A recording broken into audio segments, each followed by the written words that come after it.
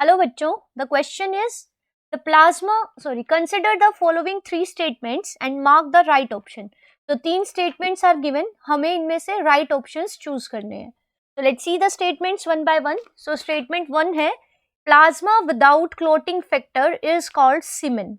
So this one is not correct क्योंकि plasma के अंदर क्लोटिंग फैक्टर्स है। If we minus the clotting factors from plasma तो जो फ्लूइड बचेगा means plasma minus clotting factor, that is called the serum, not semen.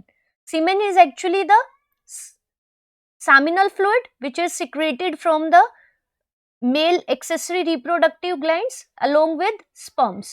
तो sperms और seminal fluid को मिला के बनता है semen, but here plasma without clotting factor is called the serum. So this one is incorrect. Next है thymus is called the graveyard of RBC. So this one is not true क्योंकि जो spleen है, spleen is a lymphoid organ, इसको हम कहते हैं graveyard of RBCs क्योंकि जो वोर्न आउट आरबीसीज हैं वो वहीं पे जाके डिस्ट्रॉय होती है।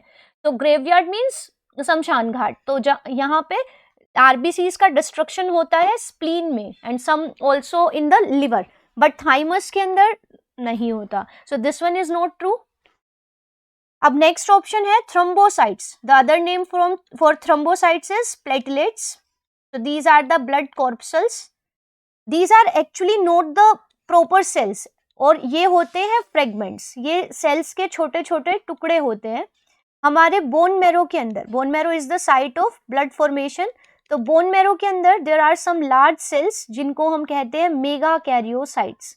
तो ये मेगा कैरियोसाइट्स के जो छोटे छोटे फ्रेगमेंट्स हैं they are called the platelets. So thrombocytes or platelets are the cell fragments which are produced from megakaryocytes. So only this statement is true.